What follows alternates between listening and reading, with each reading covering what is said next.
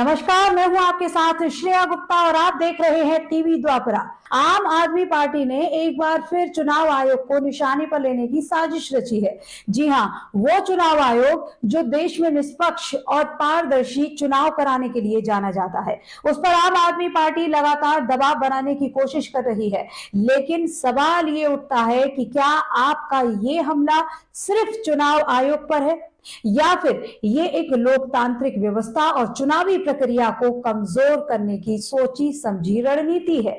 आज हम इसी मुद्दे पर करेंगे बड़ा खुलासा। लेकिन आगे बढ़ने से पहले देश और दुनिया की तमाम खबरों से अपडेट रहने के लिए आज ही टीवी द्वापरा को सबसे पहले सब्सक्राइब कर लीजिए और बेल आइकन के बटन को जरूर टैप कीजिएगा।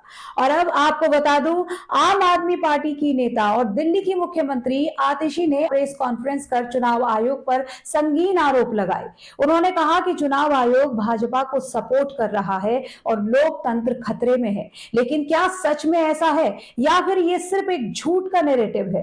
जरा सोचिए, एक पार्टी जो खुद को ईमानदारी का प्रतीक बताती है, वही पार्टी चुनाव आयोग की निष्पक्षता पर सवाल उठा रही है। चुनाव आयोग ने खुद एक्स ट्विटर पर बयान जारी कर कहा है कि कुछ राजनीतिक पार्टियां जानबूझकर बार बार दबाव बनाने की कोशिश कर रही हैं ताकि आयोग को बदनाम किया जा सके। वहीं आयोग ने साफ किया है कि ये एक 3 सदस्यीय पैनल है, ना कि किसी एक व्यक्ति का फैसला। तो क्या आप ये दिखाने की कोशिश कर रही है कि चुनाव आयोग सिर्फ एक आदमी चला रहा है? क्या चुनाव आयोग पर हमला करके आप अपनी संभावित हार की जमीन तैयार कर रही है? ये सवाल अब उठने लगे हैं। वहीं आम आदमी पार्टी का रिकॉर्ड देखें तो जब भी चुनाव नतीजे आपके पक्ष में आते हैं, तब यही पार्टी चुनाव आयोग की तारीफ करती है।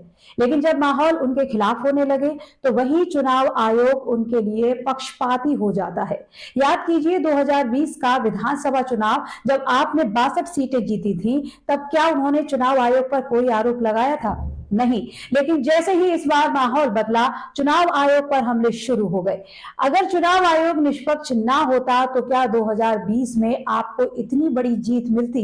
सवाल पूछना जरूरी हो जाता है। अब चलिए जरा उनके आरोपों की भी जांच करते हैं।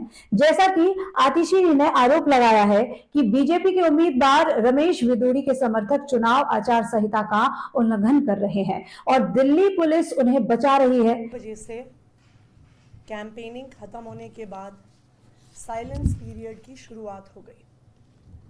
साइलेंस पीरियड में आचार संहिता, सारे नियम कानून बिल्कुल स्पष्ट हैं कि किसी भी विधानसभा क्षेत्र में वहाँ के बाहर का वोटर मौजूद नहीं हो सकता है, क्योंकि ये इलेक्शन को इन्फ्लुएंस करने का एक तरीका होता है।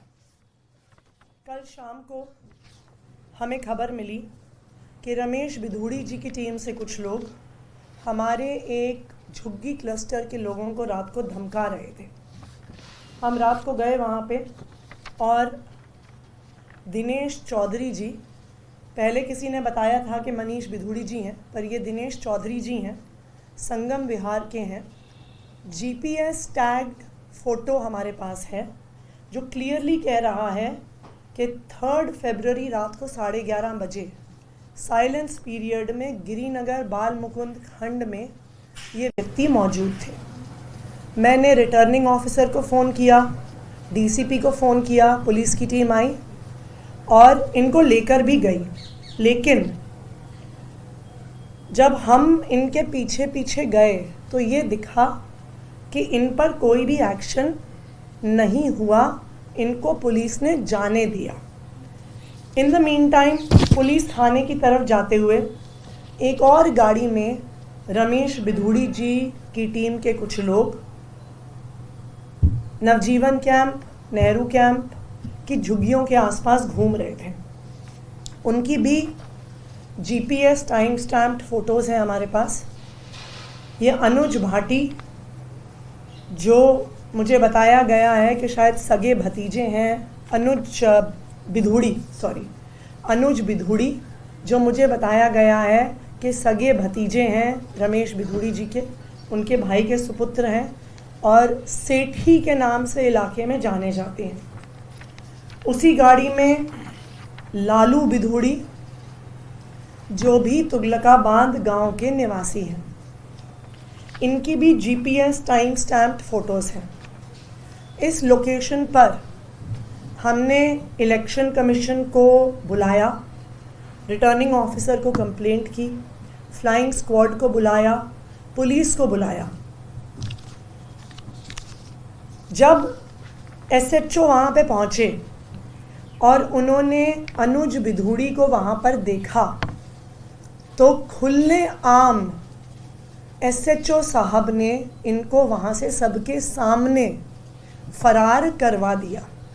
लेकिन सच्चाई ये है कि चुनाव आयोग ने खुद इस मामले में कार्रवाई की है। रमेश बिधूड़ी के एक समर्थक पर एमसीसी उल्लंघन का केस दर्ज किया गया है। इससे साफ होता है कि चुनाव आयोग कानून के हिसाब से काम कर रहा है। लेकिन आपको इससे क्या मतलब? क्योंकि उन्हें सिर्फ एक झूठा नैरेटिव गढ़ना है ताकि अगर वो हारे तो ये कह सकें कि चुनाव आयोग पक्षपाती था। वहीं दिल्ली में इस बार मुकाबला बहुत कड़ा है।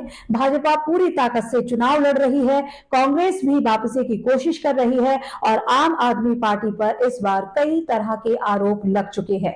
शराब घोटाले से लेकर दिल्ली जल बोर्ड में घोटाले तक, महंगे फ्लैट खरीदने से लेकर मोहल्ला क्लिनिक घोटाले तक और अब चुनाव आयोग पर झूठे आरोप लगाने तक, आप हर बार खुद को बचाने के लिए एक नई रणनीति बना रही है।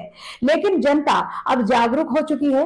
जनता समझ चुकी है कि ये सिर्फ एक हारने वाली पार्टी का हताशा भरा बयान है। आयोग ने साफ कहा है कि दिल्ली में निष्पक्ष और पारदर्शी चुनाव कराए जाएंगे। इसके लिए 1.5 लाख चुनाव कर्मी तैनात किए गए हैं। हर बूथ पर सुरक्षा के पुख्ता इंतजाम किए गए हैं। एमसीसी के उल्लंघन पर त्वरित कार्रवाई की जा रही है। अब आप खुद सोचिए, क्या ऐसा चुनाव आयोग किसी एक पार्टी का पक्ष ले सकता है? असल मुद्दों से ध्यान भटकाने के लिए आप कभी चुनाव आयोग को निशाने पर लेती है, कभी दिल्ली पुलिस को और कभी प्रधानमंत्री को। लेकिन इस बार जनता से जुड़े असली सवालों पर कोई चर्चा नहीं हुई। नजर डालते हैं इन सवालों पर, जैसा कि यमुना नदी में जहरीला झाग क्यों? स्कूलों और अस्पतालों के नाम पर भ्रष्टाचार क्यों? मोहल्ला क्लिनिक का पैसा कहां गया? सरकारी विज्ञापनों पर करोड़ों रुपए क्यों बर्बाद किए गए? ये वो सवाल हैं जिनका जवाब आम आदमी पार्टी को देना चाहिए, लेकिन वो कुछ भी कहने से बच रही है। वहीं आम आदमी पार्टी चुनाव आयोग को दबाव में लाने की कितनी भी कोशिश कर ले, लेकिन सच सामने आ चुका है। चुनाव आयोग निष्पक्ष है और दिल्ली की जनता इस बार इन झूठे आरोपों के बहकावे में नहीं आएगी। ये चुनाव लोकतंत्र के लिए महत्वपूर्ण है और अब ये जनता को तय करना है कि वो किसे अपना प्रतिनिधि बनाना चाहती है। फिलहाल के लिए आज के स्पेशल रिपोर्ट में इतना ही। आप बने रहिए टीवी द्वापरा के साथ, जल्द होगी मुलाकात। तब तक के लिए धन्यवाद।